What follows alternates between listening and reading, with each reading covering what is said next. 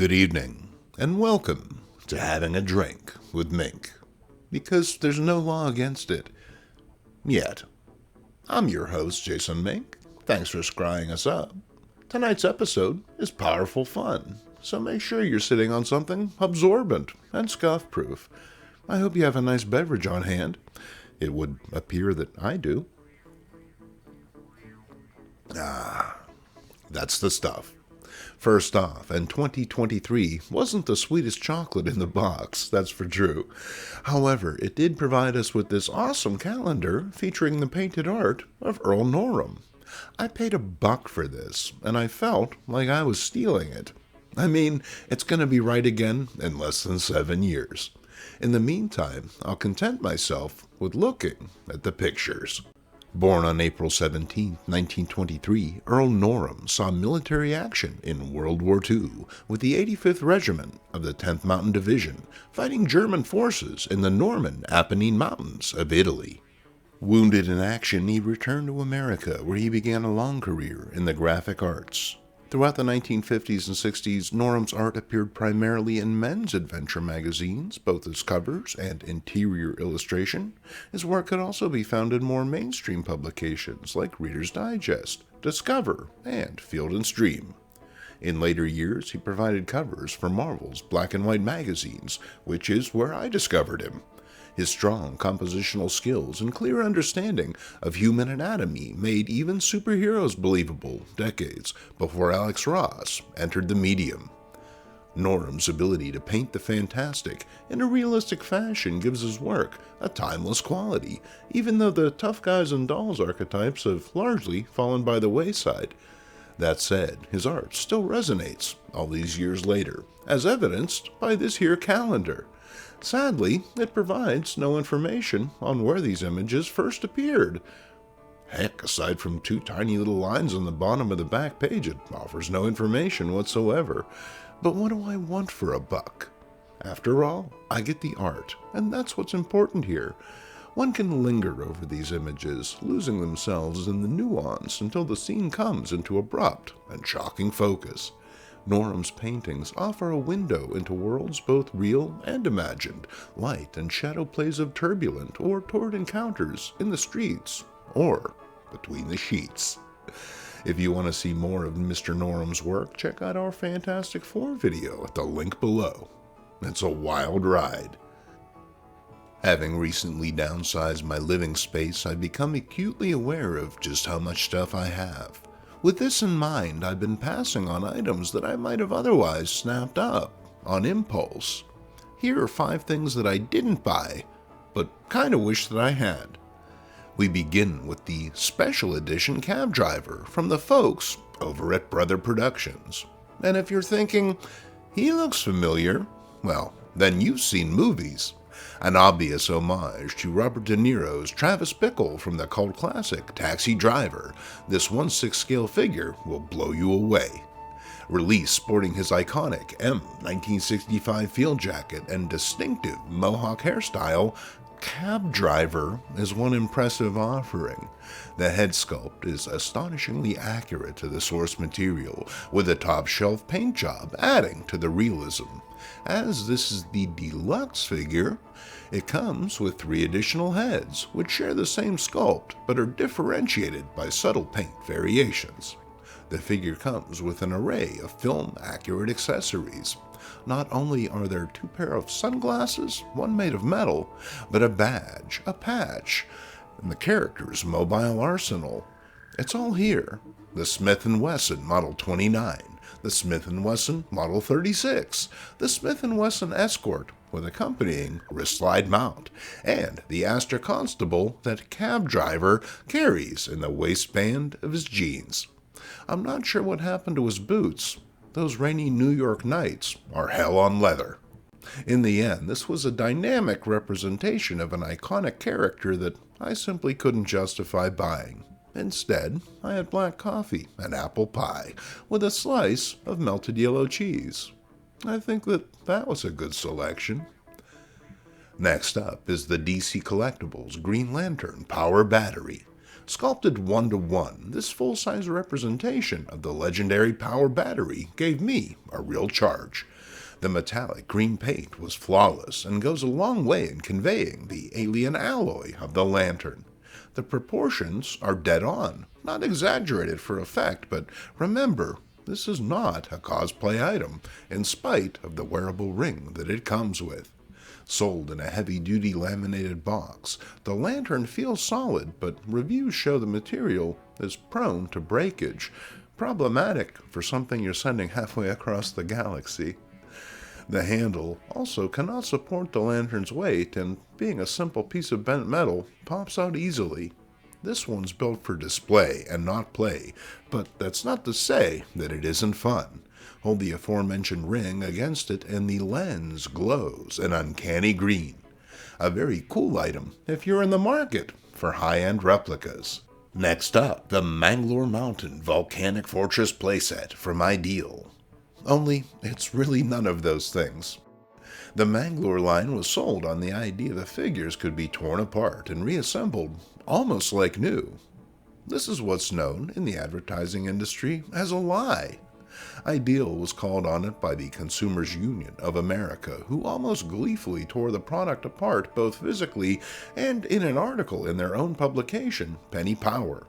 A moot point, really, as the line didn't really sell. Sure, there was a second series, but this was more desperation than success on Ideal's part. At any rate, the Mangalore Mountain Volcanic Fortress playset. It's not much of a mountain or a playset, and as you can see, the Mangalore did not go back together like new, judging from his clearly severed leg. So why do I regret not buying this? I don't know. Mostly I just dig black plastic. Next up, and it's Carl Brutanana Deluski. You know, from Aqua Teen Hunger Force. Yes, it's an odd show, and I'm not saying I'm the biggest fan, but I always got a kick out of next-door neighbor Carl. He's not only the ideal foil for the weird goings-on, but a darkly compelling character in his own right. I mean, he's died over 70 times, so you know he's going to have some insight. Also, he'd be a great toy to accompany our next piece, as he'd be wonderful stuck in the giant green fist. This 19.5-inch tall Godzilla came to American shores via Mattel's Shogun Warriors line. While the robots were larger and had more play features, the Big G was undeniably the line's greatest success. After years of little to no representation on American toy shelves, the sudden appearance of a nearly 2-foot-tall, fire-spitting, fist-launching Godzilla left kids scrambling for one of their own. The big guy is actually on wheels, great for hardwood and basement floors, less so for those with shag rugs. Godzilla spit fire in the form of a plastic tongue and a lever. The lever is often broken, but this one was in great shape. As I said, the fist launches, maybe a little too well. When it accidentally hit me in the sternum while I was taking this picture, I may have audibly yelped. Loose examples of this figure are often missing the fist. Check under your mom's couch. You may just have a collector's item. For all that, the best thing about Godzilla is his expression. Sure, he's fierce, but it's a friendly fierceness. When things go down, it's this dude I want on my side. You know, as long as he promises not to punch me in the chest again. Well, that was fun, but fun's over. Time to talk about comics. I'm kidding, of course. We're not one of those channels. Starting off with this reprint of the first part of the Kree-Skrull War that appeared way back in Avengers 93 to 99. Before trade paperbacks, before the phone app, this was the way you got caught up in those classic storylines whose individual prices had grown prohibitive. Sure, the colors are garish and the paper is bright, but it was seen as a step up from the muted newsprint palette of the originals. Unlike today's facsimile editions, which reprint the entire comics, including the letters and ads, this volume sticks with story pages only, which is fine. This meat and potatoes approach provided Marvel with a lot of value. They even obligingly offered readers a recap of events from previous issues. I guess because they didn't want anyone raising their hands in the middle of the presentation. We begin with issue 93, and the Vision is down. Luckily, resident scientist and meddler in realms best left undisturbed, Hank Pym shows up in his Ant-Man gear. And while a lame in-story explanation is presented to smooth over any bumps, I wonder if this was an attempt to reboot Hank back to his factory setting. I wasn't around, so I'm not sure how popular the Yellow Jacket persona was at the time, so why it was ditched is a puzzler. Maybe Stan walked in, looked at the latest issue of the Avengers and said, "Why is Ant-Man still dressing like that?" And editorial just ran with it, a la Iron Man's ill-fated nose. It's not as though Hank needed to wear the Ant-Man costume to shrink. Maybe Neil Adams just wanted to draw him that way. Adams drew the bulk of this series, adding to his massive rep in the early 1980s. He's at the height of his power here. The Avengers have never looked more dynamic as under his pencil. Adams could seemingly do it all, and made it look easy, something that likely had other artists eating their hats in frustration. Speaking of those facsimile editions, here's one I've been waiting a good long time for. I sold my original copy of Amazing Spider-Man 252 years ago when I needed some cash, and I've regretted it ever since. After all, it was an exhilarating time to be a reader, with the title seemingly entering a new golden age. I know many OGs will scoff at this, but as a 15-year-old just getting back into comics after an unintentional break, I felt like the sky was the limit. And this hard-nosed New York cop learns the hard way that with great power comes great kissability. Back then, the black costume was still a mystery, and we liked it that way. No offense to Venom fans, but the black suit was a gimmick, not a character unto itself. This actually signaled the beginning of a very steep decline full of symbiotes, clones, and unappealing storylines in general. When your biggest villain is a pair of your dirty old leotards, it's time to wheel Doc Ock back out from the nursing home. And speaking of old grabby, Spidey super stories. I hated him as a kid, and yet love him today. And how could I not? I mean, dig this dialogue. No wonder their marriage didn't last. That Parker is a real square. A total L7, unlike old Elton John here. I mean, I'm pretty sure who that's supposed to be. Sure ain't Tom Jones. And for all of you J. Jonah Jameson fans out there, you should enjoy this panel of the prickly publisher bopping Spidey on the bean with a baseball bat. What do you mean Parker's out with a concussion? Lousy freelance photographers? Oh, and here's a nice tiger pinup if you like that sort of thing. I already dug artist Mike Mignola thanks to his work on DC's Cosmic Odyssey, so when I saw his name attached to something called Hellboy, I bought it without hesitation. Back before the films, the toys, and the breakfast cereal, Hellboy was just another weird comic from Dark Horse. And while my original copy is long gone, I was able to pick up this inexpensive reprint. Mignola's use of color and negative space sets his work apart from his contemporaries, belonging more to the realm of the illustrated manuscript than the funny book. His aesthetic is ideal for horror and the half-glimpsed world that Hellboy and his pals occupy. Now, if only Mike would bring back the amazing Screw-on-Head. Archie comics in the 1970s were a tad mercurial. In one instance, they're pitching you on the New Testament. The next, Betty is telling you to pick her up and have some fun. And while this is an impreciously salacious take on the otherwise innocent Miss Cooper, I will have to decline. After all, there's only one gal in Riverdale for me. Moving on to a vintage Jughead with a gag inspired by the then popular Batman TV show. Inside, our hero finds himself in a moose mess, as he's the only one the big lug trusts enough to take Midge to the dance while he's busy. Jughead does his best to appease the ordinarily amorous Miss Clump.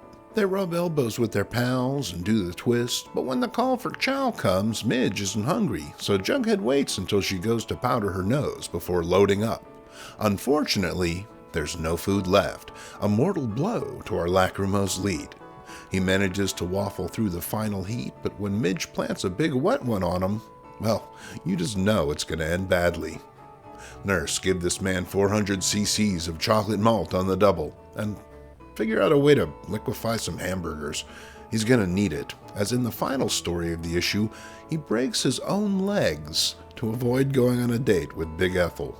Oh sure, it's allegedly an accident, but look at his face. Dance around it all you like. We know the truth. Here's a nice early issue of Laugh. If you're not picky and you just want to read them in their original state, books like this can still be had reasonably. On the interior cover, we meet mascots T and F, two lovable little sprites that... Wait, are they nude? Dear Lord, I didn't sign on for this.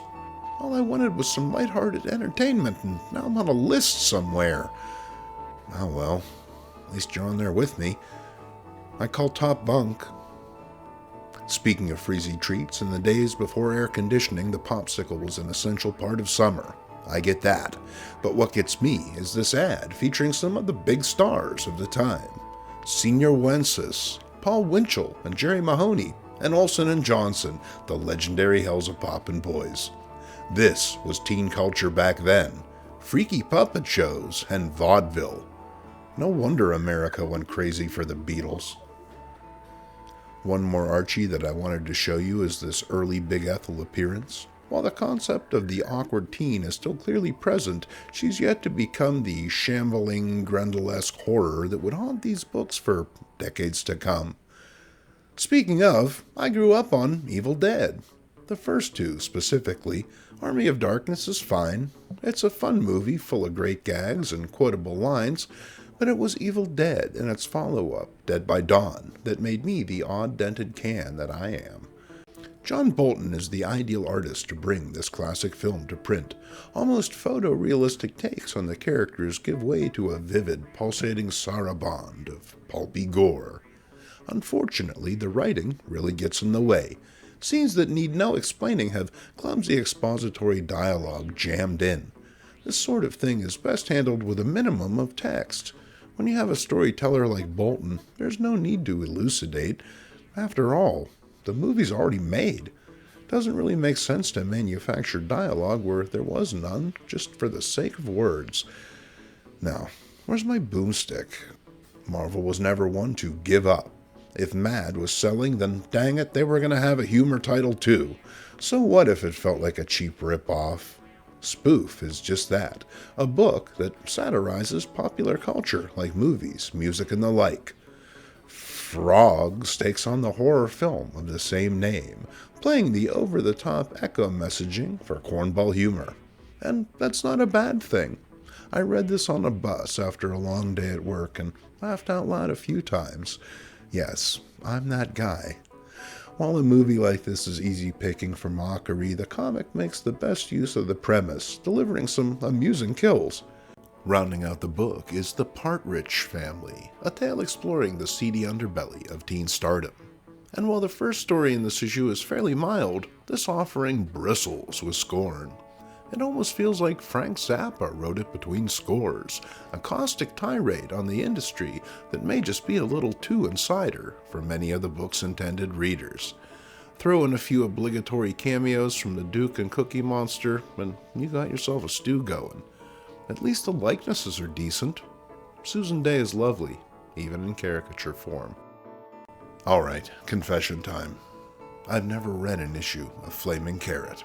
While I've been aware of the book for decades, for one reason or another, I never took the plunge, and I'm more the poorer for it. After picking up a stack on the cheap, I now stand as one of the converted, ready to spread the word, even if I'm not quite sure how to pronounce it yet. Surreal without feeling contrived, Flaming Carrot blasts across the postmodern comics landscape, its spare but dense monochromatic panels immeasurably richer than today's computer-aided candy-colored pablum. Ever dream about finding a rack full of comics only to discover that the titles and concepts are completely unfamiliar to the books that you already know? Tower Comics are a bit like that for me. I only discovered them as an adult, digging through quarter boxes at local cons.